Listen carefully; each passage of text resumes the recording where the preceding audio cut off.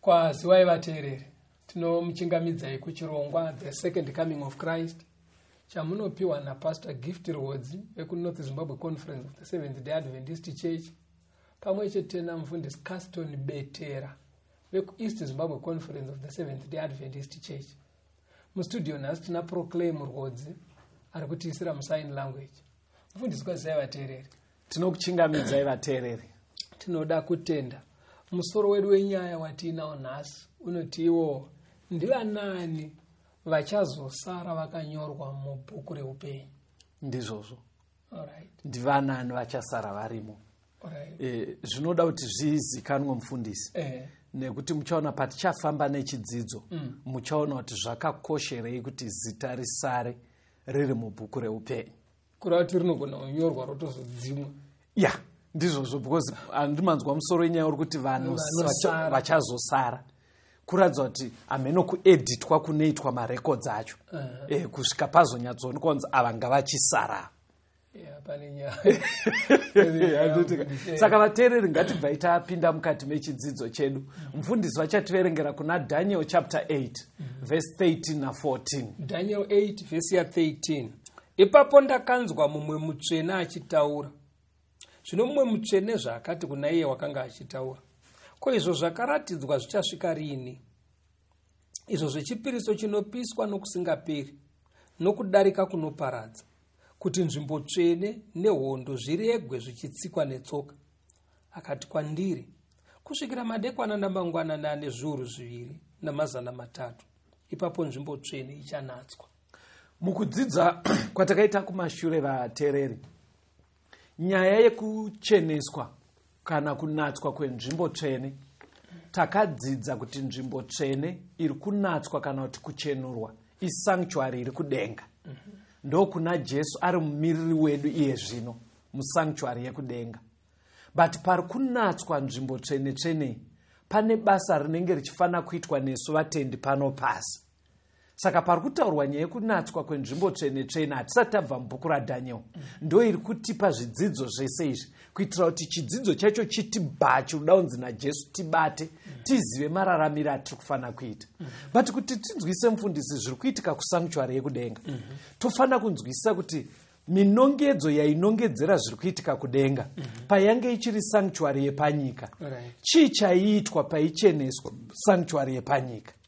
Ameno ndabvunza zvakanaka here? Bvunzai futi, ndodaona kuti mandinzwa here. Kuti pano panyika paive nesanctuary. Yes. Vamwe vanoti sanctuary chii? Mamwe mazwa anoshanda mubhaibheri ndeyekuti nzvimbo tsvene. Painzi paya pakanzi naMwari ngavandigadzirire nzvimbo tsvene kuti ndigare pakati pavo. Yes. Nzvimbo tsvene yacho iyoyo ndio inonzi sanctuary. Yes. Saka iyoyo sekudzidza kwatakamboita kare, pane zuva raiitwa kamwe chete pagore. Yes. Rekucheneswa kwenzvimbo iyoyo. Inenge yambosviba sei? Ingaita yemuchidimbu. Yaisvibiswa nekuti zvitema zvaireururwa nevanhu zvichienda pahwai dzozourayiwa ropa roenda musanctuary. Ndokuunzwa kwaiita zvitema musanctuary. saka chitema chinosvibisa pachaenda ndokusvibiswa kwaiitwa sanctuary. Right. Saka paizove nezuva rekubvisa zvitema musanctuary iyi, 1 day per year. Yes. ndokucheneswa kwaiitwa nzvimbo yacho. Right. Saka panapa Daniel haasisiri kutaura nyaya yesanctuary yaive yepanyika. Kudenga takadzidza kuti kune sanctuary iriko. Iyoyo inosvibiswa nezvivi zvatinenge tichireurura tiri pano. But panofana kuzoita zuva rekuchenura rekuti Kristu zvichienderana nevanhu vasade chitema ichocho vachireurura zvizobviswa musanctuary. Zvobva zvazoiswa pana Satani, zvoraswa pachadistroywa Satani. Saka kuchenurwa kwenzvimbo tsvenei chichaiitika pazuva iri raichenurwa sanctuary, chekuti tizive kuti chii chatinofana kuita nhasi. Verengerai vanhu kuna Leviticus 16 verse 30 na 31. Leviticus 16 verse ya 30. Nokuti munofanira kuyananisirwa nezuva iroro kuti munatswe, munofanira kunatswa pazvivi zvenyu zvose pamberi paJehovha. Rinofanira kuva kwamuri sabata rokuzorora kwazvo kwamuri. Munofanira kuchema pamweya yenyu, murayiro usingaperi. Saka musi uyu waicheneswa sanctuary yepanyika, vanhu vese raive zuva rekuti vanenge vachinamata. Munhu wese achichema zvivi zvake zvaakaita, because ukasadaro even wambengo wazvireurura pazuva iri ukasaratidza kuti uri kurikoshesa uda kuti chivi chibve, waigona kudzoserwa zvivi zvako wozokaruka wafa, waibviswa pakati pevanhu vaMwari. Saka kwaitenge kunonzi uri pakutongwa pastor. Kuonekwa kuti unokodzera zveshuwa here kuti zvitema zvako zviraswe kana kuti uzvitore bheki. Saka kucheneswa kwesanctuary raitenge zuva rerutongo rekutoti uone kunzi wakamira papi. Saka pari kutaurwa naDaniel 8 kunzi sanctuary ichanatswa. Pfungwa iyoyo kutotongwa kuri kutaurwa. Kutotongwa kuri kutaurwa kwekunatswa kwenzvimbo tsvenei. Pfungwa iyoyo inoburitswa zvakajeka pana Daniel 7 manje. Alright. Kungoti Daniel paanonyora nyaya idzi mufundisi, anenge achiedza kudzokorora chinhu 1 asi achidziratidza nemarutivi akasiyana. Saka pari kunzi naDaniel 8 kucheneswa kwenzvimbo tsvene. Daniel 7 akataura semunyaya, asi inenge yakutaurwa ruru rutongo. Saka verengai manje pana Daniel 7 verse 9 na 10. Daniel 7 verse ya 9. Ndikaramba ndakatarira kusvikira zvigaro zvoushe zvagadzwapo, mumwe wakakwegura pamazuva ake akagarapo. Nguvo yake yakanga yakachena sechando, uye vhudzi romusoro wake rakanga rakaita samakusha akanatswa. Chigaro chake choushe yakanga iri mirazvo yomoto, makumbo acho uri moto unopfuta. Rwizi rwomoto rwakanga ruchibuda ruchibva pamberi pake, zviuru nezviuru zvakanga zvichimubatira, uye pamberi pake pakanga pamire zviuru zvine gumi, zvezviuru zvine gumi. Kutonga kukatanga, bhuku dzikasarurwa. Manzwa zviri kuratidza rutongwa pa ende pachinzi pachivhurwa futi mabhuku. Pachivhurwa mabhuku. Manzwa here hanzi akakwegura pamazuva ake nehanzi akagara pachigaro chemoto. Ndiani uyu? Aiwa, tiri kuuya ipapo. But mainzwa kapfungwa yekuti kune rutongo chairwo ruri kutooneswa Daniel kudenga. Kutotongwa chaiko kwekutorativhurwa kwemabhuku nemarekodzi achidaro. Saka maybe kuti pajeke timboona mabvunza kuti mukuru aripo anga aripo achitonga uyo hanzi musoro wake wakanga wakachena nenguo dziri dzewhite. Hanzi yati kudii akaonekwa dzokororai pavhesi 9. Pavhesi 9. Ndikaramba ndakatarisa kusvikira zvigaro zvoushe zvagadzwapo, mumwe wakakwegura pamazuva ake akagarapo. Nguo yake yakanga yakachena sechando, vhudzi romusoro wake rakanga rakaita samakusha akanaka. Achimirai uyo manje kauyo yamabvunzo akakosha ndakambosangana nawo. Pandakasangana nawo pane munhu akanditi vafundisi muri kuita chinhu chakanaka. Ndikati inda, zvikanzi ndiri kunzwa muri kupaka zvidzidzo zvekwedu. Saka paakati zvekwedu ndakakonfusika, because patine tiri mustudio ndiri kufunga zvidzidzo zvinoenda kumunhu wese. Ndikati sei madaro? Zvika ndakakunzwai muchidzidzisa kuna Daniel 7 pamakataura kazvaakakwegura pamazuva ake. ndikati kudii. Saka pandakatozokurukura naye asi kumba kwavo kune mudhara here. Aiwa, pandakazokurukura naye vhesi parinoti uyo akakwegura pamazuva ake ane bvudzi jena vane mukuru wavaifungira kuti ndiye ari kurehwa wekuchechi kwavo.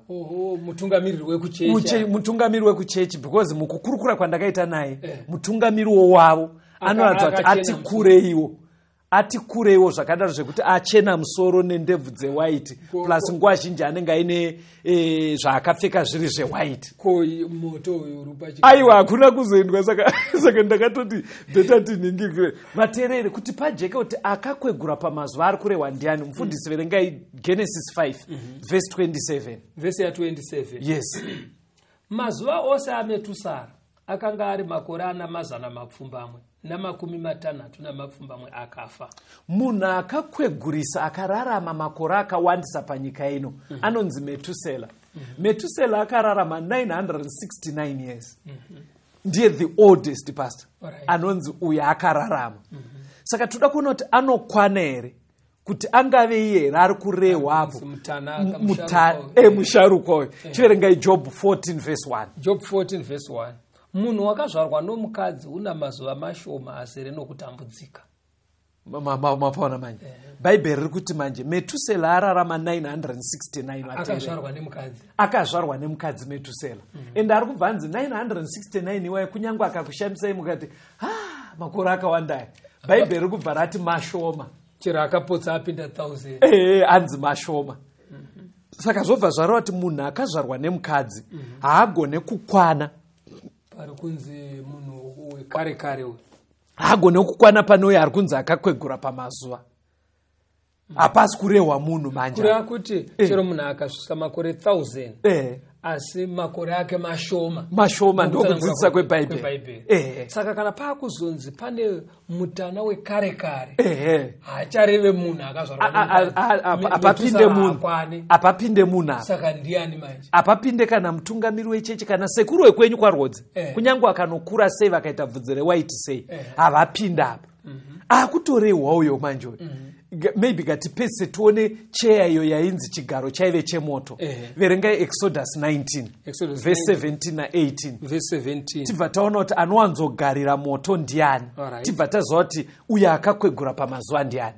Zvino Moses akaudza vanhu kuti vabude pamisasa vasangane naMwari, vamire pajinga regomo. Gomo rose reSinai rakanga richipfungaira nekuti Jehovha akanga aburukira pamusoro paro mumoto. Utsi hwaro ukakwira soutsi hwevira, gomo rose rikazununguka kwazvo. Saka akadzika pagomo reSinai akagarira moto kana kuti chigaro chake chiri chemoto. Bhaibheri riri kuti ndiMwari. Chiko chaitika paSinai mupasi paakauya nemitemo ine gumi kuzopa Moses. VaIsraeri vatoda kumuona papa. Saka Mwari akatouya akagara pamusoro pemoto. Saka zvinobva zvaisa pachena kuti mukuru uyu akaonekwa uyu kuna Daniel akakwegura pamazuva aive nebvudzi jena akagara chigaro chemoto ndiMwari pachake. ndiMwari pachake. But pajeka kapa hanzi pane zviuru nezviuru zvaitenderera paari. Ingirozi maybe ngotsinira ina zvakazarwa 5 verse 11. Verse ya 11.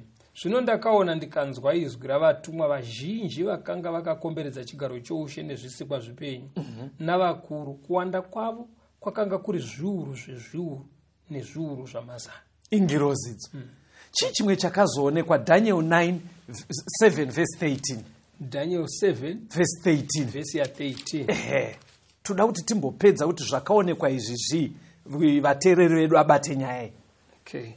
Daniel 7 verse ya 13. Ndikavona pane zvandakaratidzwa usiku. Ndikaona mumwe wakafanana nemwanakomana wemunhu achiuya nemakore okudenga. Akasvika kuno wakakwegura pamazuva ake. Vakamuswededza pamberi pake. Saka tauda kuona kuti mwanakomana wemunhu ndiani akauyiswa kuna Mwari. Zvinhu zviri kuonekwa zviri kuitika kupizvi kudenga. Katinzwa kuti anonzi nebhaibheri mwanakomana wemunhu ndiani. Verengai pana Mark 9 verse 31. Mark 9 verse 31. Verse ya 31. Nokuti wakadzidzisa vadzidzi vake akati kwavari, mwanakomana womunhu uchaiswa mumaoko avanhu, vachamuuraya. Kana aurawa uchamukazve mazuva 3 apfuura. Ndiani ari kurehwa pasi? NdiJesu ko. NdiJesu. Ndiye mwanakomana womunhu. Ndofunga zviri kujeka. Saka zvatambotaura iye zvino bedzi vateereri. Tiri kuti pari kunatswa sanctuary yekudenga ndo pari kuitika nyaya iri kutsanangurwa yekuti pane rutongo ruri kuitika. Ndivanani vataona vari kuratidza kuti vagara dare iri? Aripo atotsanangurwa ndiMwari. Ndiye akakwegura atora chigaro chake. Ndobva tabva taudzwa kunzi pane ngirozi dzakawanda dziri kutenderera panyaya iyi. Ndobva taudzwa futi kunzi pane mwanakomana womunhu ndiJesu ari kubva anzi akasvika padhuze naakakwegura. Dare racho riri kuratidza kuti riri kubva ragara kuti nyaya yerutongo. Saka nyaya iyi pairi kuratidzwa tinogona kutadza kuzonyatsoziva kuti kakaitiro kapi, but zvidanzi nebhaibheri mubati vateereri ndo nyaya iri kutoitika kudenga. Kune rutongo ruri kutoitika. Anotonga ndiMwari. Anotonga ndiMwari. Anotonga akagara moto. Akagara moto mfundisi. Akagara moto. Saka toda kuona kuti zvinenge zvichizofamba sei kana tanzwa kambo. Tinzwise kuti rutongo rwacho runofamba sei, because kana ruri kuitika kudenga ka panobva paita mubvunzo kuti manje tiri panapa. Ari rutongo wacho ndiani kudenga iko? Plus zvinotibatsira mufundisi kutsanangura nyaya iyi sekureva kwebhaibheri. Because nyaya yekuti judgment inotaurika kakawanda. Kekuti dzimwe nguva vanhu pavanotaura zvejudgment mumwe anenge achingofunga mhandu dzake. Saka muchaona kuti mapurogiramu anoitwa panyaya dzekunamata akawanda anenge achinzi judgment akawanda.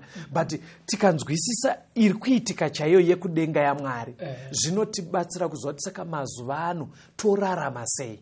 Tinoda kuti ndasitatangwa kambo vateereri zvatsanangurwa namufundisi. Vati chiri kunzi rutongo ichi kucheneswa kwenzvimbo tsvene yekudenga. Kucheneswa kwenzvimbo tsvene yekudenga kune kubviswa kwezvitema zvakareururwa munzvimbo tsvene yekudenga kuti zvigoraswa nekusingaperi. Saka kune vakatendeuka zvedi vakareurura zvitema zvavo mufaro kwavari. Nekuti rutongo ndirwo kuongorora kuti munhu akanyatsotendeuka zvedi here uyu. Kana akatendeuka zvedi saka chitema chake chinomirira kuzoraswa. Saka vari kuita basa rekunyatsoongorora izvozvizvi ndiMwari, Baba, Mwanakomana, Ngirozi, vachishandisa umbowo hwakatonyorwa kare hurimo mumabhuku. Exactly. Haiwa, toda kutenda. Ngatimbonzwa kambo vateereri.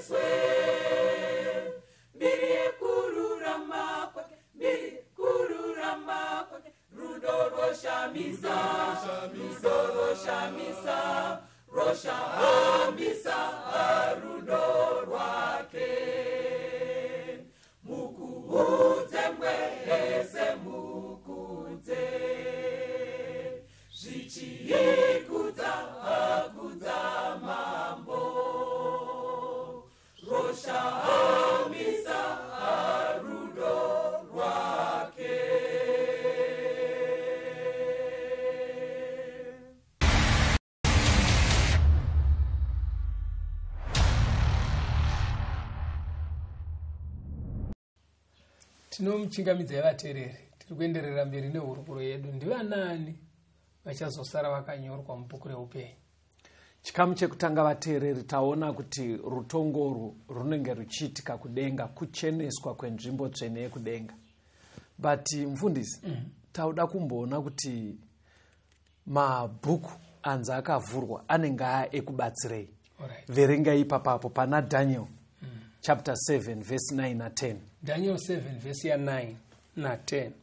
Ndikaramba ndakatarira kusvikira zvigaro zvoushe zvagadzwapo. Mumwe wakakwegura pamazuva ake akagarapo. Nguo yake yakanga yakachena sechando, uye vhudzi romusoro wake rakanga rakaita samakusha akanatswa. Chigaro chake choushe yakanga iri mirazvo yomoto, makumbo acho uri moto unobvuta. Rwizi rwomoto rwakanga ruchibuda ruchibva pamberi pake. Zviuru nezviuru zvakanga zvichimubatira, uye pamberi pake pakanga pamire zviuru zvine 10. Zvezviuru zvine 10 kutonga kukatanga, bhuku dzikazarurwa. Saka parutongo pari kuratidza kuti umbowo hwaitorwa mumabhuku. Ndo mauri kubva. Muri kuona mfundisi kuti iri dare rinenge rasiyana nepanyika.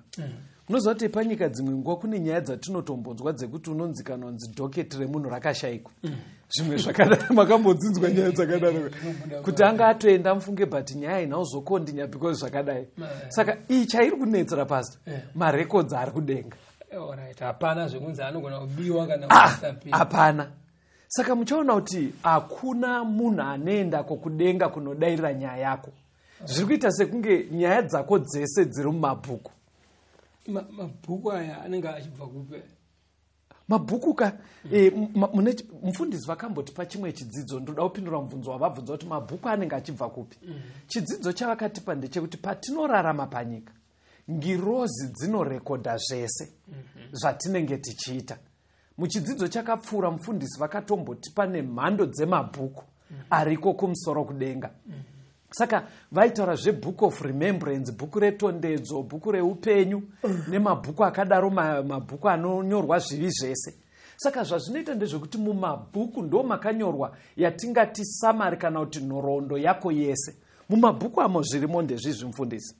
Mune nhoroondo yako, mabasa ako, maactions, handitika? Zvakavanzika zvese zvako, masecrets ako, munonyorwa pfungwa dzako, mathoughts, zvawaifunga zvimwe zvacho even wakazotadza kuzviita, zvinonyorwa imomo. Nezvese zvakavandika zvawaifunga pamwoyo, zvawakagona, nemawedzi awakataura, even ukazoti sorry, zvese zvinonyorwa nengirozi. Saka hapana chikonzero chekuti tiveko kudenga vateereri, kuti unodairira nyaya dzako. Chinenge chichingoitwa kuvhurwa kwemarecords ari accurate. Hapana kuti ipapapo maybe muri kundimisteka, muri kundimisquota, ndaida kureva zvekuti marecords ndiwo anongovhurwa pasta obva angoti aripo. Saka marecords ese ari kunzi mabhuku akavhurwa kwanhasi hatimboasiyai mukuwanda kwawo mabhuku aya. Tiende bhuku ratiri kuti reupenyu. Saka kuti rijeke, verengai zvakazarurwa 20 vhesi ya 12 mobva mazoverenga vhesi ya 15. Zvakazarurwa 20 vhesi ya 12 na 15. Yes. Ipapo ndakaona vakafa vaduku navakuru vamire pamberi pechigaro choushe. Bhuku dzikazarurwa neimwe bhuku yeupenyu ikazarurwa. Vakafa vakatongwa nezvakanga zvakanyorwa mubhuku sezvavakabata. Zvino kana munhu akawanikwa asina kunyorwa mubhuku reupenyu, wakakandirwa mudziva romoto. Saka chidzidzo chedu chiri kuita chichinopatsanuruka kuti tigone uchiteedza. Chiri kuti vanhu vese vachatongwa nezvakanyorwa mumabhuku. Zvikanzi pamabhuku apa pane imwe bhuku inonzi bhuku yeupenyu. But iri reupenyu iri rabva ranzi munhu akashayikwa imomo. Ndivo vai vachazopedzisira vakuparadzwa pachapiswa Satani. Saka zita rake risimo mubhuku. Saka munhu anonyoresa seimo. Tichauya ipapo ndaida kuti mumbonzwa kuti mapanzwere pasita panzi nevhesi vakafa vakatongwa. Because zvinoita vanhu vezvino anotakazva kuti nyaya dzamunetsa zitereki. Anyatsona by next week ndendasungwa ini. Akaona kuti nyaya dzamutsomerera kudai so. Anozura, mumwe anozvipfura mfuti kana kunwa mushonga. Ende akadaro zveshwaka vanhu vanobva vavhara because vanotoona kuti hapasisina.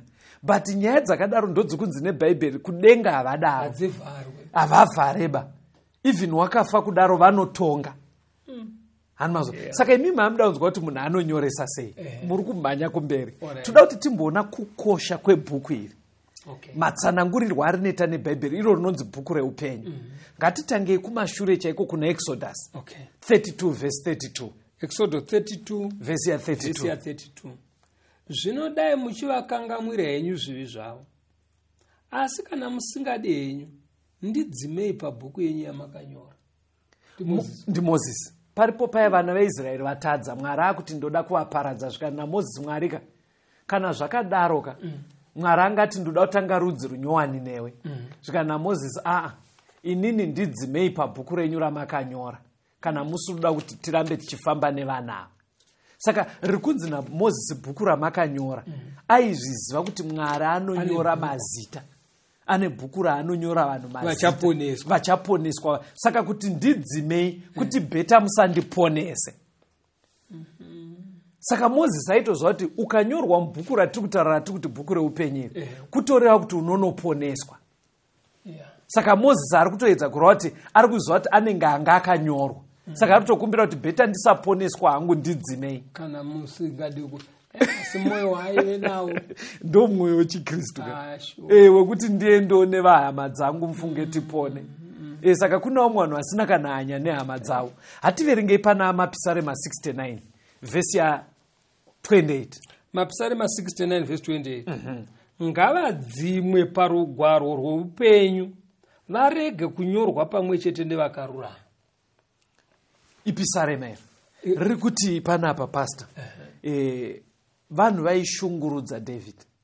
Saka ari kuti madii kuchivadzima parugwaro rwenyu rwuya vasarambe vari pamwe chete nevanhu vakarurama. Muri kuona kuti pfungwa yedu yakuda kuuya manje yekuti ndivanani vachasara vakanyorwa vakarurama.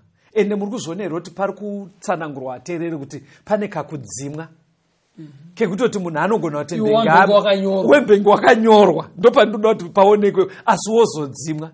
Chiri kuratidza kuti udzimwe chii washayikwa pane vakarurama because muri kunzi vamwe vakadzimwa vanosara ndevakarurama. Saka unogona kutombonyorwa vateereri but kururama kwazoshayikwa ticharamba tichidzidza unogona kudzimwa. Yeti ndo bhuku ratiri kuti rakakosha rekuti ndo rine inoti final verdict yekuradza chimiro chako kwekupedzisira kuti uchagara upenyu husingaperere kana kuti uchaparadzwa. Kuti nyaya iri kubuda vatiri ndeyekuti pasi panapa pane marejista akawanda. Yes. Makrabhu imwe neimwe inenge ine rejista rayo. Kunzi tasai kuti ari mubhuku here. Organization imwe neimwe ine rejista rayo. But pane rimwe rejista rinokunda amwe ese. Yes. Rejistwa mubhuku reupenyu. Thank you pastor. Thank you pastor. Verengai kuna Luke 10 verse 20. Luka 10 verse ya 20. Yes. Asi musafara bedzi nechinhu ichi kuti mweya inozviisa pasi penyu asi mufare kuti mazita enyu akanyorwa kudenga. Jesu ari kutaura nevadzidzi vake vanga vauya vachiripota vateereri zvikanzi rabhi mweya yetsvina yese muzita renyu yenge ichitiza tanga tichiburitsa vaita mamirako. Saka vaifara chaizvo sevanhu vari kubvoka pamisheni zvikanzi naJesu muri right but dai mamafara futi kuti mazita akanyorwa kupi kudenga. Kutoratidza kuti kunogona kutova nevanhu pastor wekutoti zvese izvi zvaitwa izvi zvekuburitsa mweya yetsvina nemadhimoni asi zita ravo rishayikwa kupi roshayikwa kudenga. Saka Jesu ari kuedza kutikumbira kuti wedwe kana paine chinhu chingafadze mutende kumeka shuwa kuti zita rakanyorwa mubhuku kupfuura zvimwe zvese. Hanzi farirai kuti zita riri kupi rakanyorwa here. Saka patikura machidzoka panyenyu kuti rinonyoreswa sei ndo tikuya ikoko. Chimbotiverengerai vaFilipi. vaFilipi 4 vhesi ya 3.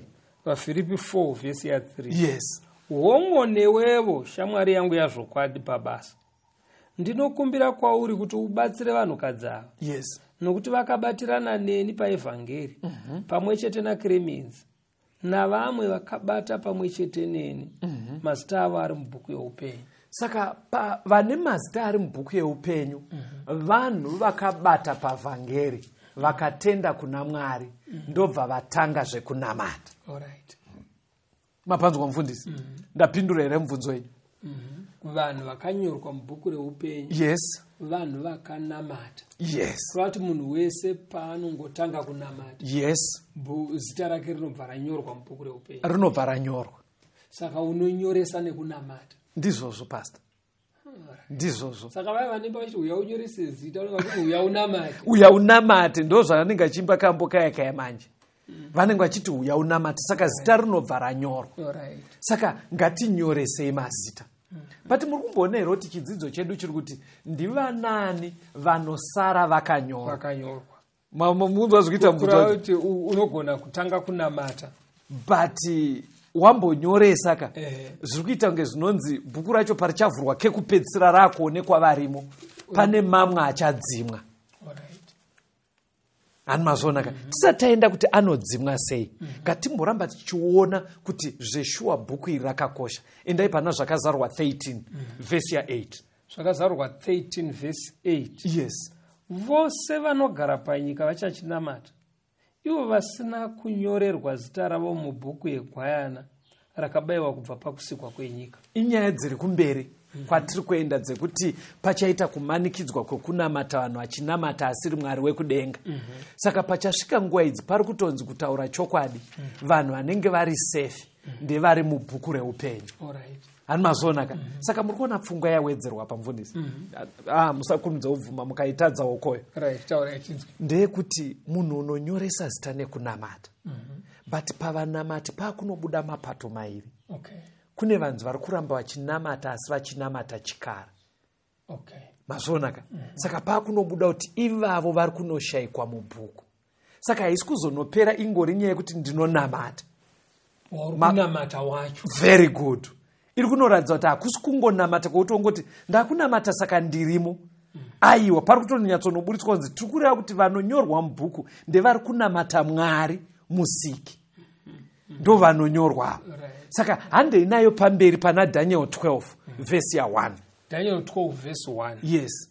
Nenguva iyo Mikaeri uchasimuka, iye muchinda mukuru unorindira vana vavanhu vako. Ipapo nguva yenjodzi ichavapo isina kumbovapo yakadaro kubva pakumuka kwamarudzi avanhu kusvikira panguva iyoyo. Nenguva iyo vanhu vako vacharwirwa, ivo vose vakanyorwa mubhuku. Saka ndo riri kunzi bhuku, pamwe pacho riri kunzi bhuku regwayana, pamwe pacho riri kunzi bhuku reupenyu. Chinhu 1 chiri kungotsanangurwa nebhaibheri kunzi pakunoguma kupetwa kwenyika inomufundisa. At the second coming of Christ. Ndo ndingindira redu. Chichaitwa naMwari akusimuka, achasimuka achirwira vari mubhuku reupenyu. In other words, vanenge vazosara vari mubhuku reupenyu ndo vachaponeswa kunogara naMwari. Exactly. Ndo vachaponeswa ivavo. Saka muri kuona kuti tiri kuramba tichiwedzera chidikwa kuvateereri kuti ndevakaita sei vachasara. Ndo pandandauda kutonobvunza ipapo kuti kunyoreswa ka takunzwa kuti ukangotanga kunamata, yes, zita rako rinonyorwa. Asi manje mubvunzo uri kima wakusati unosara sei urimo kana kuine vamwe vanonamata vachadzimwa. Because shungu dzinotora nemunhu wese ndedzekusara arimo. Nekuti pari kuratidza ndo pane vacharwirwa, ndo vachagona kumira nguva dzematambudziko.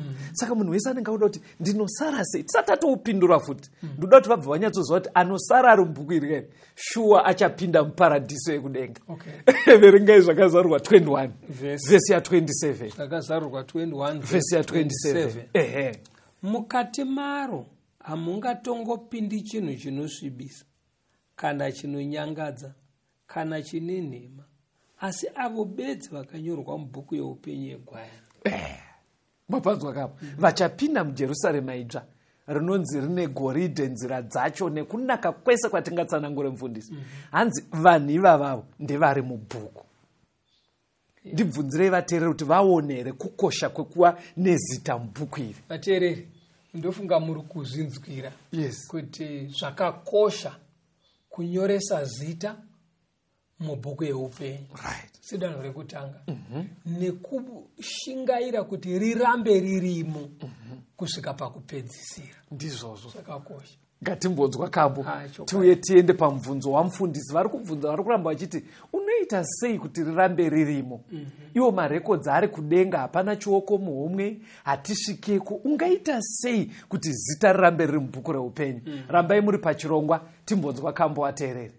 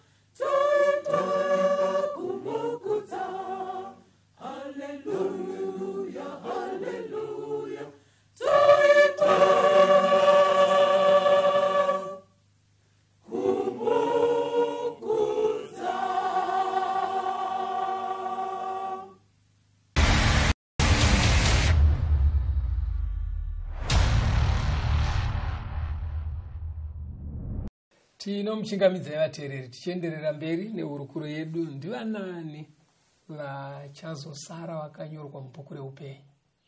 Muchikamu chapfuura taona kuti ukatanga kunamata, uchinamata Mwari wekudenga, musiki wedu unonyorwa mubhuku reupenyu. Taona kukosha kwebhuku iri. Right. But watanga zvekunamata, iro Bhaibheri rinototsanangura wani kuti kune maboka mairi evanhu pakunamata kwavo. Pfungwa iyi inojekeswa pana Matthew 7 verse 21 kusvika pa23. Mufundisi vachaiverenga. Mateo 7 verse 21 to 23. Havasi vose vanoti kwandiri Ishe Ishe vachapinda muushe hwokudenga, asi unoita kuda kwaBaba vangu vari kudenga. Vazhinji vachati kwandiri nezuva iro, Ishe Ishe, hatina kuprofita muzita renyu here, nokudzinga mweya yakaipa muzita renyu here, nokuita mabasa esimba mazhinji muzita renyu here? Zvino ndichavaudza pachena, handina kutongokuzivai, ibvai kwandiri imi vaiti vokusarurama. Saka Bhaibheri riri kuti kune vanhu vari kuita zvechechi, zvekunamata, Right. asi vasiri kuzopinda muushe hwaMwari mufundisi. Asi muchikamu chapfuura tadzidza kuti vari mubhuku reupenyu ndo vachapinda muumambo. Right. Saka pfungwa mbiri idzi ukadzienzanisa dzinonoburitsa kuti havazi vese vari kuita zvekunamata vachasara vari mubhuku reupenyu. Yeah. Panobva pachii chiri kutyisa chii pastor? Ndima yatabva kuverenga iyai. Zvinhu zvakalistwa ipapo. Ndozvinoita kuti vanhu pavanenge vachibva kuungano dzavanenge vari kuti takaona simba raMwari. Because panenge pachidzingwa madhimoni, pachiita mamiracles, vachiporeswa. Saka vese vanouya vachitaura kuti kana takamboona simba raMwari zvino Mwari atishanyira. but wonzi munhu ari kuita izvozvo zita rake rodzimwa futi mubhuku. Yeah. Mukaidai kuri kuti mune nguva ka matangira yaita yati havazi vose vanoti ishe ishe vachapinda muushe hwaMwari, asi avo vanoita kuda kwababa vangu vari kudenga. Vanoita kuda kwababa. Mazozviona manje. Yeah. Chichaita kuti vanhu vakawanda vatadze kupinda hakuzi kwekuti vaisaita mamiracle, ingari kuti vaisaita the will of God, kuda kwababa. Mashiripiti anoita asi munhu asingaite kuda kwaMwari. Very good. Kudii kuda kwaMwari? The will of God tichazo, but muchidimbu sezvo mabvunza ngarambe chingoti mibvunzo yenyu yese tichazoipindura. Kuda kwaMwari ka ndiko kuti tichengete mitemo yaMwari nekutenda muna Jesu. Ndo kudzidzisa kweBhaibheri. Saka zviri kutoburitsa kuti kune vanhu vanogona kuva vachita mamiracle nemabasa esimba asi vasingachengete mitemo yaMwari, vasingadi kuchengeta mitemo yaMwari nekuteerera Mwari. Saka Bhaibheri riri kubva ratotaura kuti zveshuwa kunamata variko, zita rakanyorwa mubhuku reupenyu. Asi pavazopiwa chinguva chekunzi mboraramai tione, vabva vaonekwa kunzi mamiracle ari kuitwa asi havateereri. Saka vari kubva vanzi havazi vese manje vari kuenda kuchechi vachazopinda kudenga, kana kuti havazi vese vakanyorwa mubhuku reupenyu vacharamba varimo pakujekerera. Saka vateererika, patiri kuita zvekunamata stage number 1 makagona, mazita akanyorwa.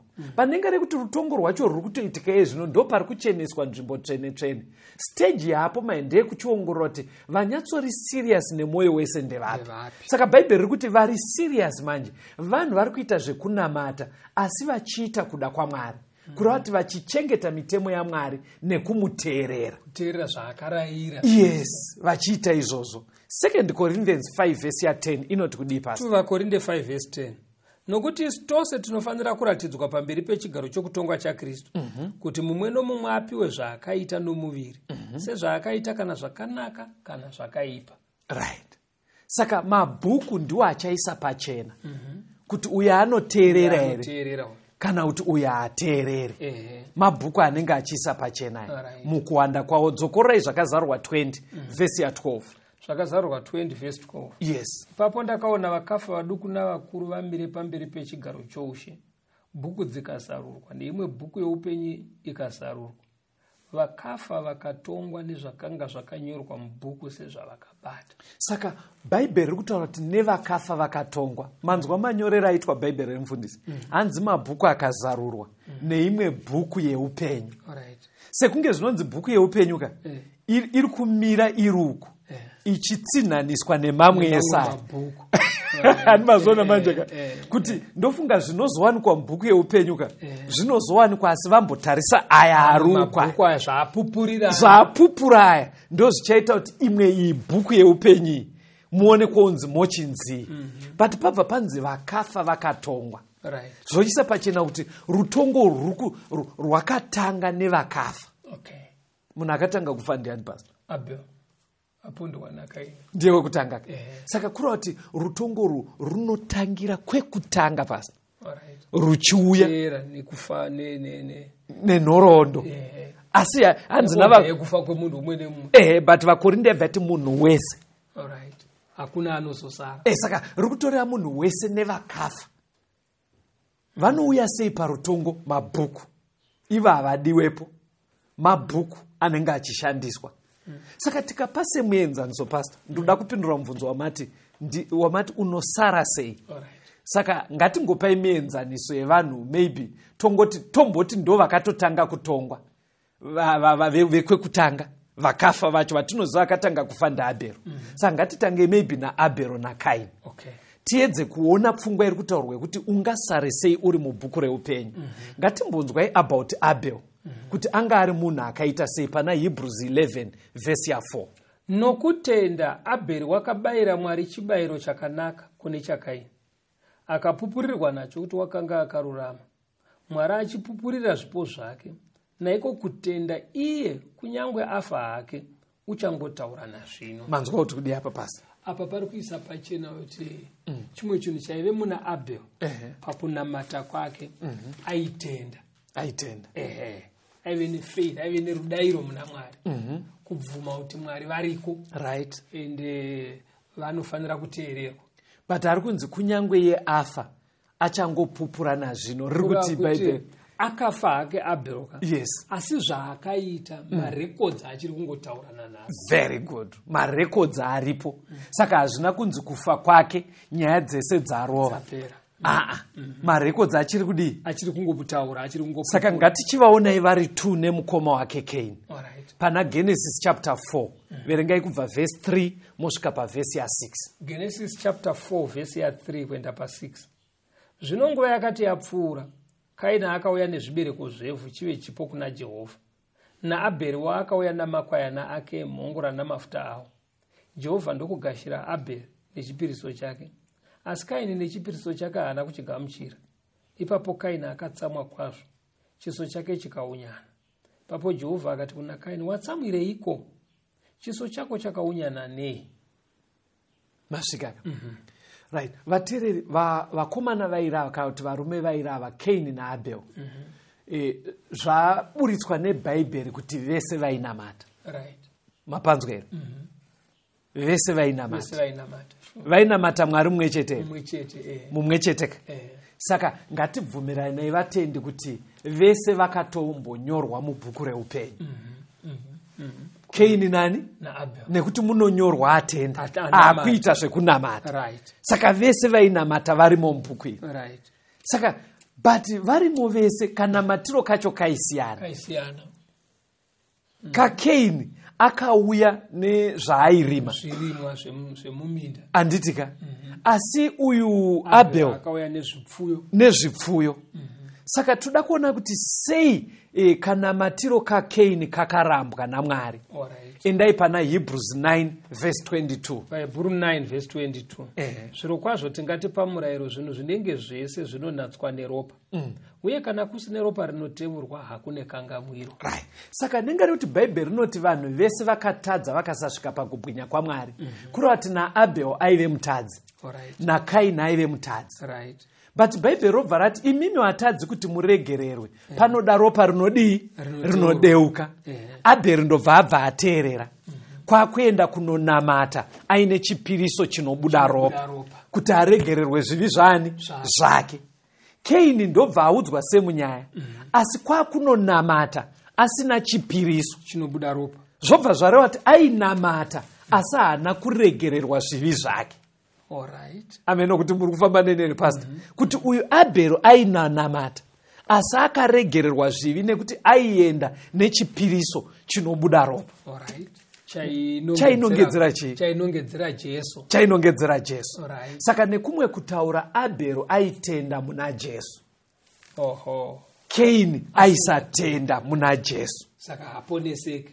Kunamata aidazi. Musazepfungwe kuti kunamata ari kukuda. Asi haasi kutenda munani? Muna Jesu. Ariye anoponesa wacho. Saka zvobva zvaisa pachena kuti Cain naAbel mubhuku reupenyu vakanyorwa vese. Dambudziko rapo maendere kuti raCain roramba ririmo here. Iye asiri kutenda muna Jesu. Ende asiri kuteerera. Pekuteererapo pastor imbopataurai. Mukomana isateerera. Mukomana anga asingateerere zvishwa. Nekuti kana Jesu aimiririrwa nezvinobuda ropa. Yes. Iwo uya nezvisingabude ropa. Hapana kuramba kuteerera kunodarika ipapo. Zviri pachena chena. Kuti Mwari ati munodai iwo woita navo. Pfungwa iyo ngairege kuwanikwa kwatiri isusu vateereri. Yekuti tiite kanamatiro kanoramba kuteerera. Ende chero zvichionekwa sekunge zviri simple sei. Teererai. Ivai vanhu vanoteerera Mwari. Kune vanhu vanoda kuita pfungwa yekuti tiite kanamatiro kaCain. Kekuti tinoramba chienda kuchechi asi tonza hatisi pasi pemurayiro. Kekuramba kuteerera pasi. Ukuti unoziva kuti chinoshamisa vamwe vanhu chika sir. Chero akanzwa Bhaibheri richiti anenge atenda ngaabhabhatidzwe zvekunyudzwa mumvura. Iye haadi. Anongoda izvozvo zvaakaitwa.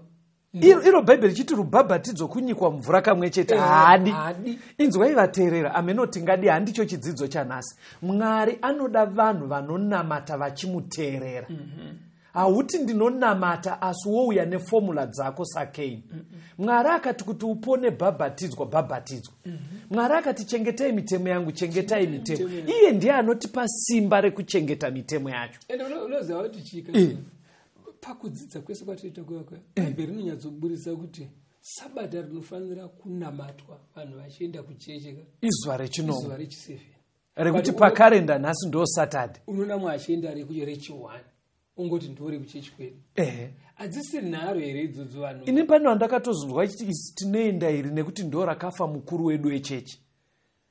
Ende zvekuti kana itotumidza zita rechechi zvine zvakurevekera kuvanhu yetu kupona kuri pana Jesu. Zuva rekunamata angave madyiro kangave kakubhabhatidzwa ngatiteererei. Keini aisada kuteerera. Saka kuradza kuti aisateerera inzwai achibvunzwa naMwari pana Genesis 4 verse 8 to 10. Genesis 4 verse 8. Zvino Kaini wakataurirana nomunun'una wake Abheri. Vakati vari kusango, Kaini ndokumukira Abheri munun'una wake akamuuraya. Ipapo Jehovha akati kuna Kaini, "Uripiko Abheri munun'una wako?" Iye akati, "Handizivi, ndini mufudzi womunun'una wangu kani." Akati, "Waiteiko? Inzwi reropa romunun'una wako rinodana kwandiri panyika." Kaini aigona kuti kuna Mwari, "Chandatadza chii?" But paari kuudzwa naMwari unzi waponda munin'ina, ari kuda kuedza kuratidzwa unzi une mutemo wawatyora. Mapaonaka? Because pfungwa inogona kuya kwatere ndeyekuti varume muri kutaura zverutongo kuti tine chitongo atichidai. Standard yacho chii? Nekuti kwamuri imimi pamwe zvamunoti zviri right kwandiri zviri wrong. Muri kunzwa pfungwa inogona kuita vanhu. Tineti chiyerwa nei? Saka Kaini apa abva ayerwa, saka tamutora semuenzaniso. Ari kubva atoratidzwa kunzi kuuraya kwawaita munin'ina kuri wrong. Saka aiyerwa neapa. Aiyerwa nemutemo waMwari unoti usauraye. Mapaonaka? Saka standard ichashandiswa kana kuti rura ichamezha yacho kuti uku wapotsa apa uri kuri correct. Chinenge chishandiswa naMwari vateereri mutemo.